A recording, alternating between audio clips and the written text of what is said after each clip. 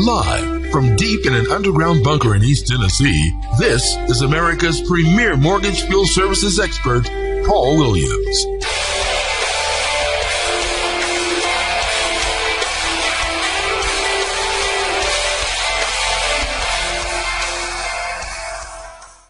Good afternoon, ladies and gentlemen. I'd like to welcome you back to another edition of Foreclosurepedia Podcast. Foreclosurepedia Podcast presentation of Foreclosurepedia Radio Network, which premieres each Sunday.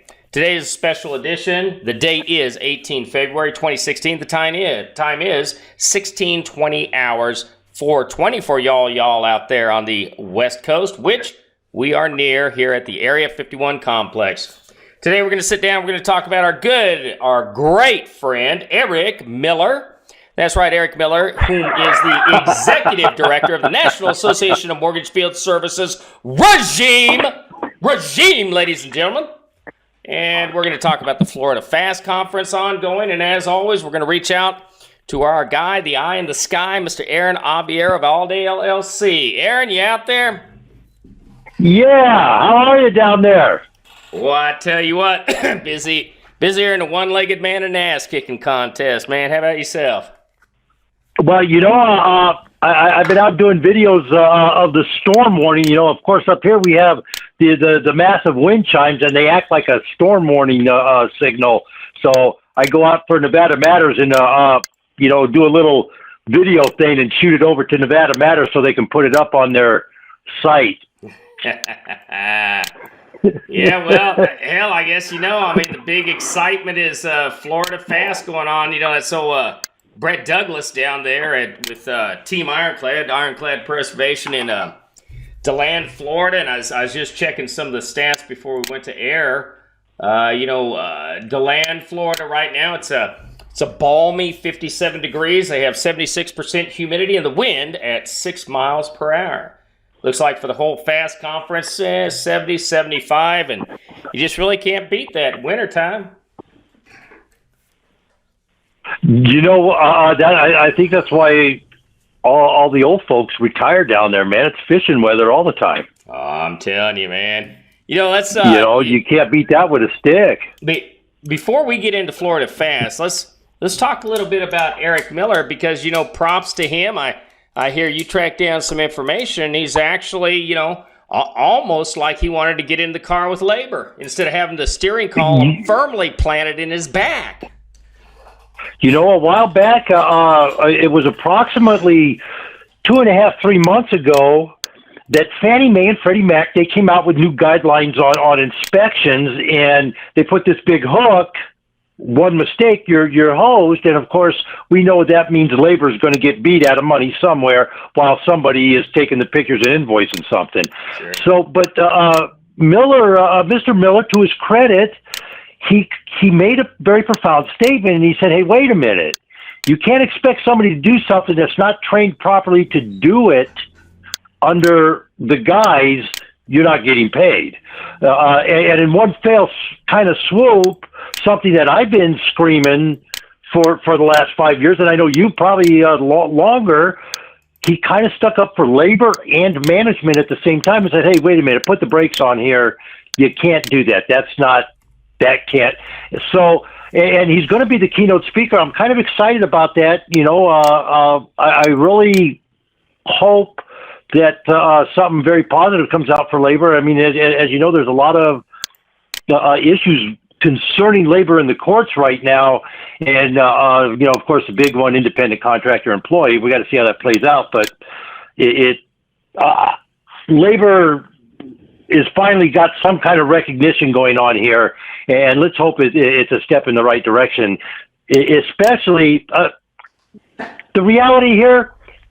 NAMFS is a management organization. They're not a labor organization. And I don't really think the property preservation industry as a whole needs a union, quote unquote. But at the same time, labor does need to wake up and come together and say, okay, hey, wait a minute. We're a very vital cog in the wheel here, and we need to be acknowledged. And I think maybe finally that's going to happen on some level here. We'll have to see how that plays out. And are you at liberty at all to opine upon, the current legal issues that are kind of moving their way forwards and backwards through the federal judiciary pertaining to the W-2 versus W-9 litigation. What I can say from conversations that I have that I have had, the big question is on these contracts, like say PK Management, for example, they sent out in their contract over $2,500, you must pay prevailing wage. Well, I'm sorry, the first week I did business with this group, I'm over $2,500. I'm doing the work for you, pal. You have to compensate. And that's one of the big arguments there. The Prompt Payment Act is another issue going on there. Right now, I guess the best way to sum it up, everybody's digging their heels in, and we might want to get ready for a long haul here because it might get drawn out. Under the circumstances, and the other big question is, and I remember, if I'm not mistaken, I might still have this on one of those little tape recordings because I recorded a couple conversations with the FAS folks and myself, and I remember this question was asked in one of our C-level meetings, if you will. Are we the only company you're working for? That was an FAS representative. And I said, well, at the moment, yes, we are. And he goes, oh, no. That told me right there something was wrong with the scenario. And I started looking into it. And it was shortly after that we got involved with AMS. And, of course, we became what is called a HUD contractor. And I was honestly able to tell everybody in the world, close enough for government work, and not be lying anymore, Yeah. But anyways, no, all kidding aside, the scenario there is that was a HUD contract. Therefore, again, the $2,500 threshold, Prompt Payment Act kicks in, and there were some of those jobs we did for AMS that took 35, 40 man hours. Yeah. So there's a lot going on there that is yet to unfold. I know that there's more going on at AMS than just that issue on the independent contractor and employee, but that's kind of what I'm getting right now. I do have a phone call later this evening with one of the attorneys on the case to talk some more about it, and he'll probably give me a couple little pieces that I can spit out tomorrow for the folks down there in Florida. Yeah, and I just wanted to expound a little bit upon that, which Mr. Aviero is relating to us. The Prompt Pay Act really finds its its genesis, and Foreclosurepedia, has all this up. We'll make sure we have links out on the PDFs, but the Miller Act of 1935, it authorizes... Ironically. Yeah. Authorizes subcontractors who furnish labor or materials used in carrying out federal construction projects over $150K to bring a civil action against prime contractors' payment bonds to obtain payments due. Now, Obama, and as president or emperor, it just depends what side of the aisle you're on, he issued an executive order. That order was M-11-32. This was September 14th, 2011. And the subject on it was accelerating payments to small businesses for goods and services. And so what we're talking about here was, even though there was the Prompt Payment Act, if you will, that was already codified, what Obama was saying is, look, this 30-day deadline, this just isn't really cutting it. And so they then couched it within, and I'm going to quote here, in accordance with prudent cash management practices, agencies generally pay contractors no earlier than 7 days in advance of this 30-day deadline. However, the PPA and OMB's implementing regulations do what? They start flipping the words around is what they do all the time. Yeah, well, let me, because this doesn't beat around the bush. I'm going to forward here. This memorandum outlines the executive branch policy that, to the full extent permitted by law, agencies shall make their payments to small business contractors as soon as practicable with the goal of making payments within 15 days of such receipt. You can't tell me, I tell you, there's one company out there, one company only in this industry that does that. That is A-Sons. All right, it's out of Muncie, Indiana, and they do it in 24 you know what? I got to hours. give props to our company's client. They get us taken care of within 48, 72 hours. Are you at liberty to say who they are? Vanderbilt Mortgage. Hey, you can't go wrong there. That's back in my old neck of the woods. That's Oak Ridge, You know, Tennessee. you know what? It was difficult getting on with them. We had to prove ourselves over and over a few times, but the bottom line in this industry, you would probably get paid in a respectable amount of time if there weren't 27 hands out for 8 pieces of pie. Sure. And that's the bottom line. And again, this goes back to what happened in 2009 when everything blew up and all of a sudden, remember, I've watched all this explode and all these people become members of NAMFS selling their business, but keeping the contract and subbing the work back out.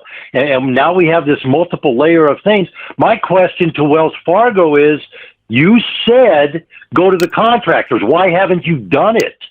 That's my question. That was 6 months ago. I haven't seen a budge either way there. I don't think anybody has. If that's what's going on, Wells Fargo wants to be the leader. You know what? Get busy and take care of business. Oh, yeah. I tell you, and I think, and I'm basing this upon all the current, litigation that's working its way through the courts right now. The times are changing. I had predicted 2 years ago, 2016 was the year. Everything that I've predicted so far, is laying out. Sometimes I'm off by about 38 seconds, but hey, you got to give me a little Hey, you know what? For the most part, you've been pretty right on the money with predicting how things were going to unfold the last couple of years here now.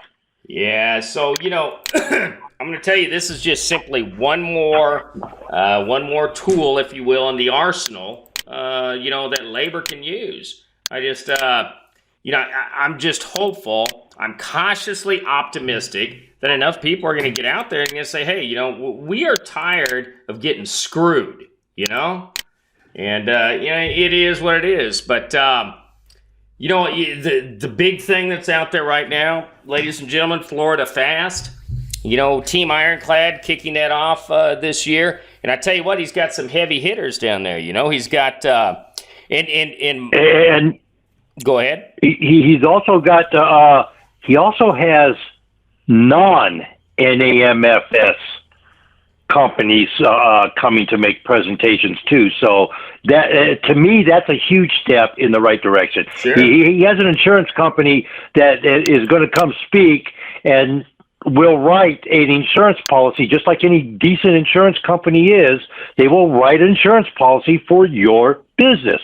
And so that I'm excited to see, because it's not one of the approved yahoos that, what is that called? Nepotism, I think is the word that they use to define what's going on there. Most assuredly. But, he's got Chuck Sokol coming down there from Aspen Grove. You know what? I don't like Aspen Grove. You don't like Aspen Grove. You know what? I can't say anything constructive, so I got to keep, I'll bite my tongue on that one. But, with that said, look, it is, if you will, like Obamacare, no pun intended there, it's the law of the land, and so while we have the law of the land, we have to operate within that, it is what it is. I'm impressed, though, that, they went ahead, hey, look, Sokol's a heavy hitter. He's vice president down there, business development. Yeah. Well, let me rephrase that. I'm pretty sure he's vice president. Regardless, he's higher up the food chain than I am. And so I thought that was good. I understand that Brian Lazowski, ZVN up there out of Canal Fulton, Ohio, he's at minimum going to have a rep down there.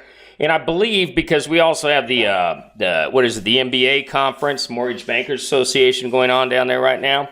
I believe he's going to...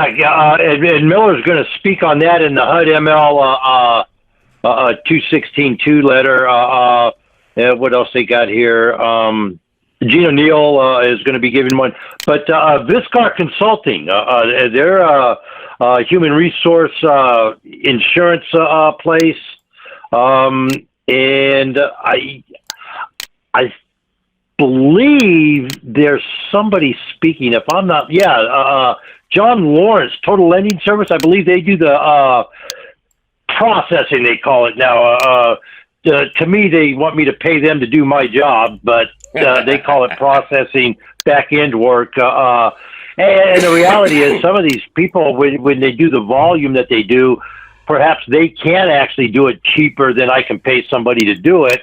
But I'm not big on the outsourcing. I'm big on putting the neighbor to work so everybody can go buy a beer at the end of the day. Absolutely. I have a lot of respect for Brett in several capacities. The first is he's not in the easiest position. He's a member of NAMPS. He's got a lot of money tied up in there. At the end of the day, he started off as a contractor. And so I excuse me, I do understand. So, it's a difficult bridge, if you will, to cross on both sides daily.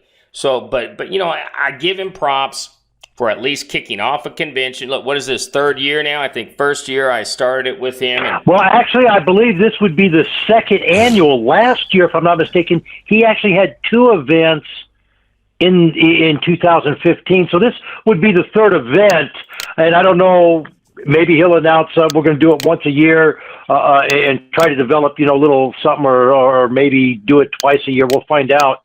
But this is the second year that FAST has been in effect, and this would be the third event if my numbers are correct. Right. So I got to give him props for props are due there. We have both labor and management coming into the same room without firearms. That's true. Well, you know what? And a lot of people kind of misunderstood.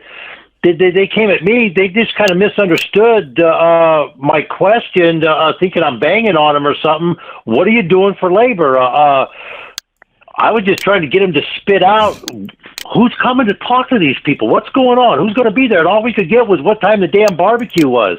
And so consequently, everybody was like, "Oh God, this guy's a hater. He's this, he's that." Nobody hates. Well, I finally had to put an editorial out. Hey, you guys have all bumped your head on a Budweiser truck, and then you went and drank the mess up. When so sober up, smoke another beer, and you'll understand what's really going on. But it was kind of amusing, But I don't know. I started transitioning a while back on the industry and select clients that we have to do property preservation, while I still blog and try to assist and bring attention where I can.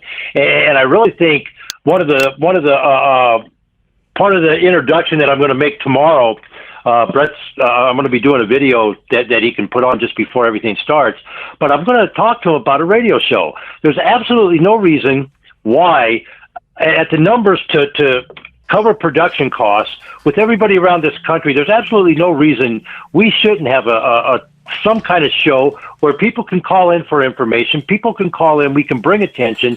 You don't have to get overzealous, if you will, and go USOBs and all that kind of stuff. But you can very constructively bring attention via the radio, whether it's an internet radio feed across the country. Local radio stations pick this up. The radio station I'm working with is tied into Fox and Lotus.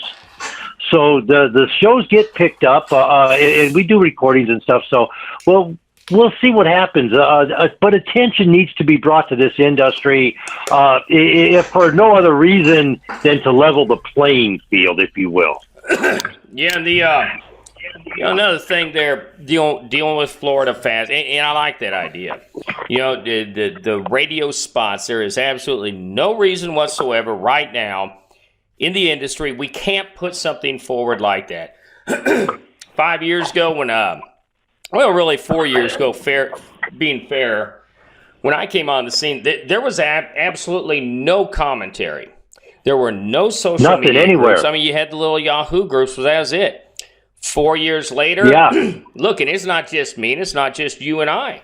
So we have a thriving, if you will, we have a thriving, I want to say, AV community, audio and video community that's going on now. Well, you know what? And I know he's made the news for the wrong reasons lately, but if I remember correctly, Brian Mingham said many years ago, this is an industry, a very viable industry, and it needs to be treated as such.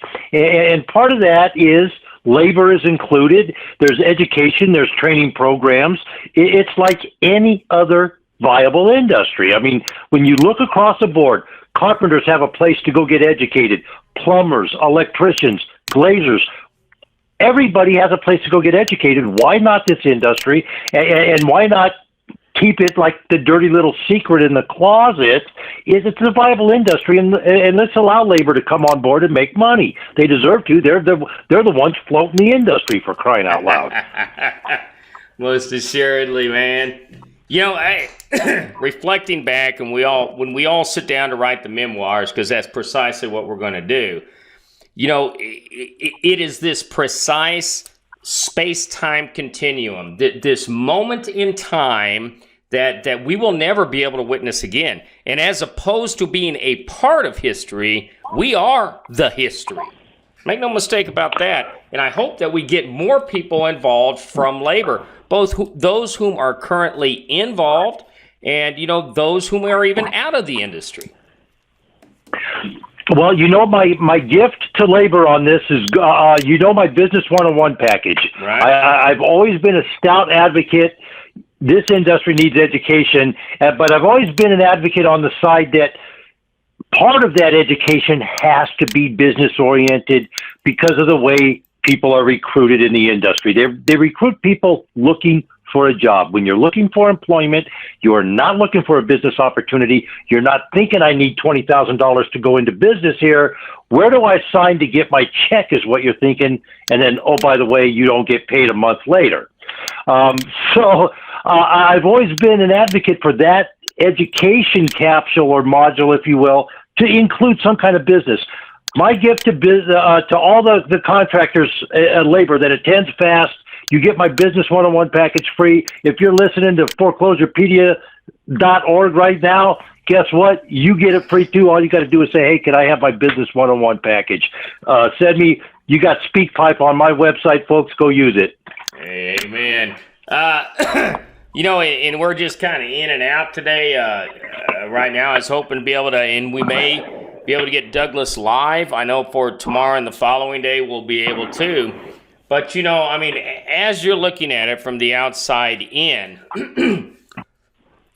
what are you seeing with respect to how is Douglas going to actually get members, hardcore members of management, to actually step forward and say, look, the shit's broken, and this is what the hell we're going to sit down and do it. How are we, and how should he motivate these people to actually bring about actionable change?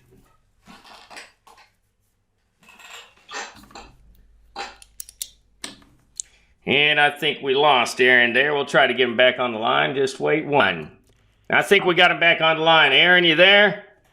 Yeah. That little hitch in the giddy up, I guess. I'll tell you what. So what would you advise? Mr. Douglas. For a technique, for a tactic, what should happen to force management to not just look at the bridge, but get the fuck out in the middle of it? Well, you know what? This is what I would suggest to any company that is looking, and especially Douglas and Team Ironclad. My recommendation is you sit down, you develop a solid quality control program, and then you put your prospectus together and you go talk to Wells Fargo, you go talk to Bank of America, you go talk to these companies and get the order mills out of the way. They serve no purpose other than to have a one-stop shop, whatever you want to call it. But when you do this, and so far he hasn't got caught up in doing everything, and I just sent him a video today. we call the mold remediator people out. Don't play games with mold. You're not insured for it. You're not licensed for it. Don't get taken down a road you don't want to go. And that is one of the things that needs to happen in the entire industry. But you have to have, if you're going to present yourself as a company and you want to sell what you have, your product has to include a solid, and I do mean a solid, quality control program, because in the end, they're paying for a service, and they have to be assured they're going to get their money's worth. We all hear rate of return. And if you have a solid quality control product, you're going to be able to charge the numbers you want, and you're going to be getting the rate of return you need on your investment. Even though you provide a service, when you go buy a lock, when you go buy the lockbox, when you go buy the antifreeze, you're investing in yourself. And when you go to work, at the end of the month, you break even. There's no money to reinvest in yourself. You're nothing but an employee going check to check. Yeah, and that is something we need to sit down and actually put something together, maybe a program on that, and help the people out there a little bit more on that. But well, like I said, my business 101 package, it's going to show you how to do a break-even analysis, a break-even point. It'll show you how to create your spreadsheets tailored to your business, what you're doing, and all you got to do is ask right now. It's free. I'll give it to you. There you go. You heard that from Aaron. You heard it first on foreclosurepedia.org, the podcast. Ladies and gentlemen, this has just been it's the kickoff for Florida Fast 2016. We are the only people out here covering this. It's Foreclosurepedia and Aaron Aviero. No one else is talking about it. Eric Miller, even cannot give the time of day, even on the NAMPS website. That I'm disappointed in.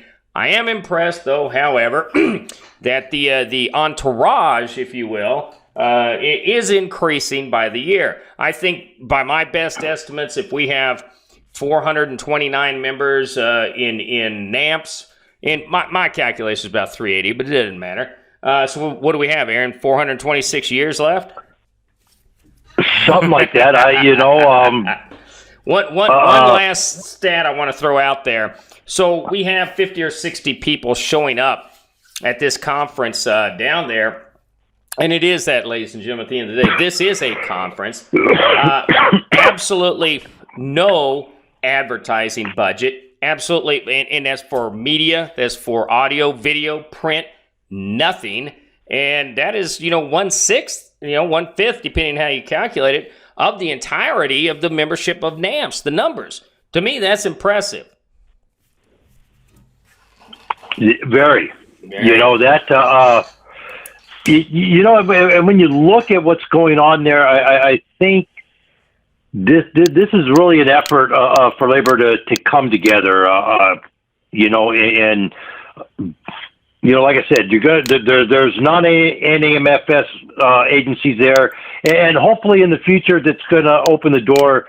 Not everybody has to be an NAMFS member to be in property preservation. Let's be real for a minute. So, and like I said, I'm kind of excited. I'm really excited to see what Mr. Miller has to say. This is an opportunity to kind of, open the bridge, if you will. Whatever you can put, whatever catchphrase in the middle there. But this is an opportunity to reach across the aisle, as they say, and bring labor into the fold, which is long, long, long, long overdue in this industry. Absolutely, so I'm going to cut it off there. We got the information out. I'd like to regroup tomorrow. Hopefully, we'll get some live. If I can sync some signal between the three of us, that'd be Douglas, myself, and you. Would you be willing to sit down and chew the fat with old Brett tomorrow? You bet. Tomorrow in the morning now, I'm going to be on the road. I might be in the radio station for just a minute. I don't know yet. But I will be on the road for a little bit in the morning, which will, I got to remember they're 3 hours. Well, when I'm hitting the road, it's going to be 10 a.m. back there. So, but yeah, we could figure something out. I'd go sit somewhere on a park bench or something, eat a buffet or something. I'm going to be in Reno. Well, let's do that. I'll get a hold of you in the morning. Ladies and gentlemen, this has been Paul Williams, editor-in-chief, Foreclosurepedia.org, sitting down with Aaron Aviero of Holiday LLC. We're broadcasting to you live on the Foreclosurepedia Radio Network from the Western Command, the Area 51 complex. Y'all don't go away. We'll be right back after. So there you have it, ladies and gentlemen.